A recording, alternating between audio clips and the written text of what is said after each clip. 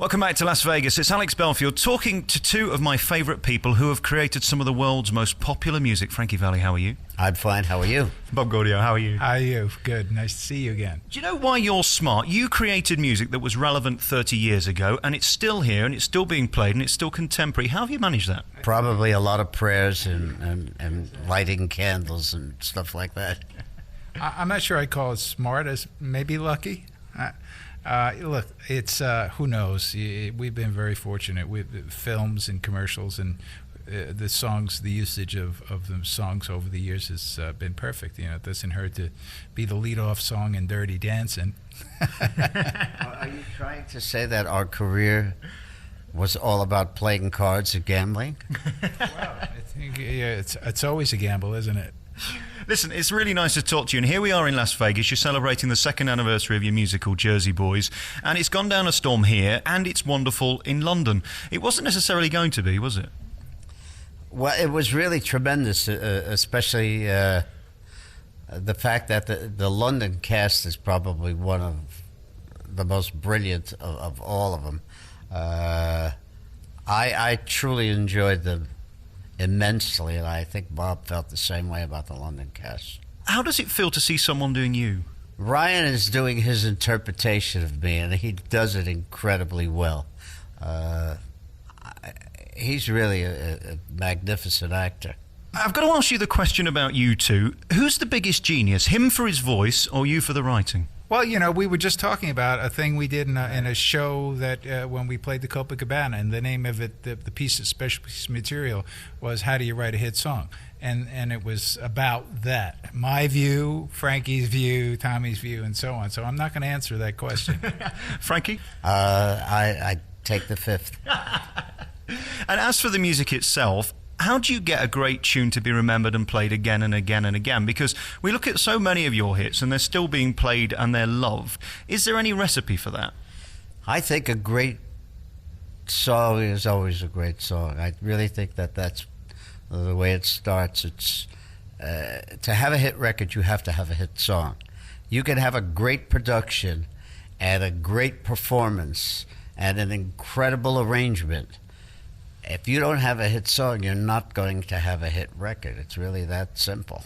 And that's part of the drama of this show, Jersey Boys, getting that first hit song. And thanks to you, they did. Yeah, well, I don't know about thanks to me. It was, it was just a magical combination. What would Sherry be? What would it sound like if Barry Manilow sang it? I love Barry, okay? But, I mean, there's just certain magic that happens with the right chemistry. All comes together. The voice, the song, the track, the musicians and all. And, and that was one of those times. Now, it's not gambling. It was magic. I mean, we went from gambling to magic. And tell me about what it's like to be one of the biggest stars in the world and fronting a group that everybody's heard of. Does that ever become normal? I really don't know, to tell you the truth. I never looked at it that way, But it is true, isn't it? I never looked at myself as being one of the big stars in the world. I love what I do, and I probably would be doing it if it were for $6 a night and there were no success. I'd be working in some little bar. I walk through the door here at the Venetian, and the first thing I hear is, if it weren't for us, there wouldn't be the Beatles. What were you talking about? Oh, boy, here we go. No, we were talking about we were forced into trying to do what everyone else was doing when we first had success, and that was perform, say, like the Four Tops, get out with the microphone, do the choreography, and so on.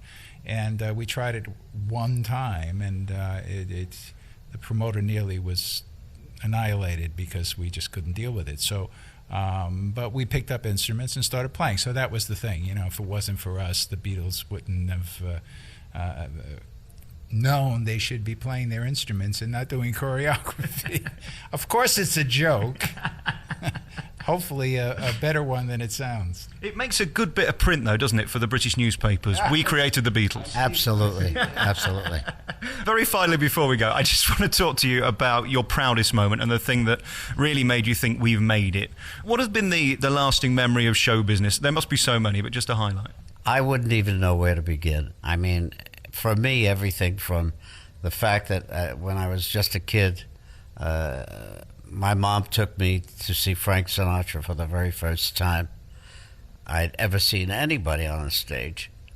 And then later on, becoming friends, and all of the various things that have gone on. We've had the opportunity to work with Sam Cooke and Jackie Wilson and Jerry Butler and Gladys Knight and Ike and Tina Turner, and I mean, and the list goes on. You know, where do you and have a play that's a big hit on Broadway? I don't know what. You know, it's all been great. And my final question to you, Bob: when you see your name on the billboards and Jersey Boys is all over the world, did you ever think it would come to this? Well, I've been writing the score for this for 40 years. You know, of course. No, you know something. I wanted to answer the same question you asked Frankie, because the biggest treat for me was winning the Tony Award for Jersey Boys, and then the Olivier Award. Now, boy, how much better does it get?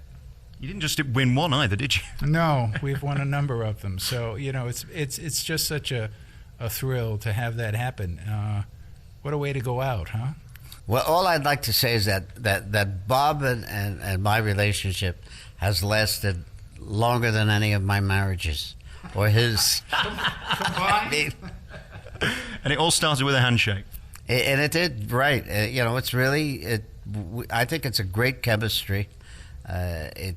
Everything about what's gone on in my life, even when I look at the times where I was wishing that more was going on, when it went full cycle, it developed into something that I never, ever would have ever imagined in my life. Congratulations on being part of my show every single day. It's really nice to meet you both, Bob and Frankie. Thank you. Thank you. You too.